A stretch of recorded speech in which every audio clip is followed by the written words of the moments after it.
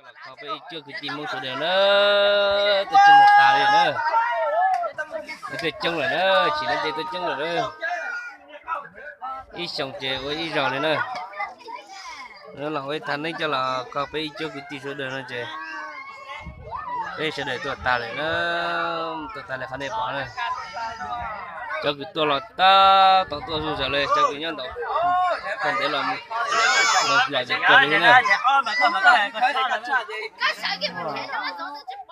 để nó cứ cho nên mà xe bây từ lộc chỉ cái bây mới cho là con này đây chụp xe cho đấy nè con này hôm nó bây cái bây từ tiền lộc chế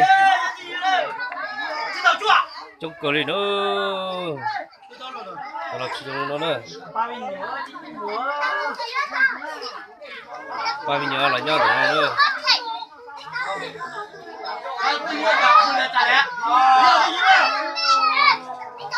chả mua rồi chả ninh đây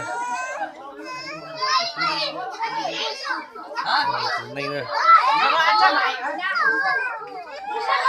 cho nên cháu cũng nhớ từ từ sáng nha được không từ lộc xí nữa bây từ lộc xí bây ở đây nữa chả được gì cái gì nên để gì cho đền ha chả muốn lọc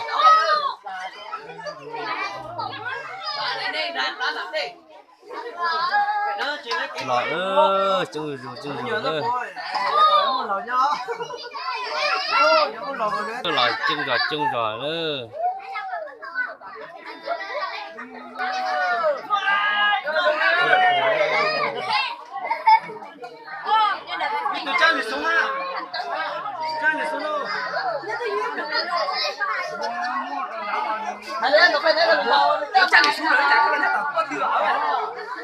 hay lắm đâu, tao lúa sôi lúa cá lúa. Cái cười đó, chỉ là mày thế chứ sao nữa. Là cái này tao. Nhảy cá sao mà tao ngon à? Cười đó. Ôi, nó còn chưa có nhau đấy mà. Đi. Cho mày luôn nếu mà nói đi. Cho mày đi trời.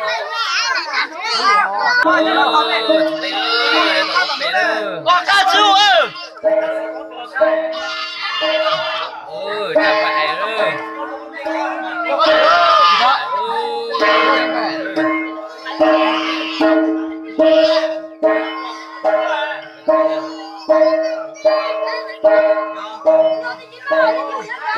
Nè tới mà.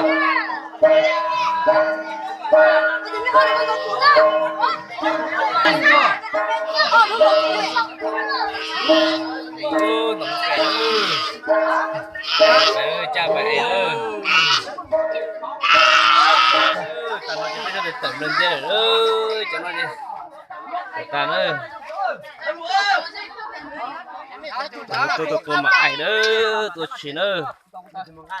Lại chơi đó. Lại luôn chứ.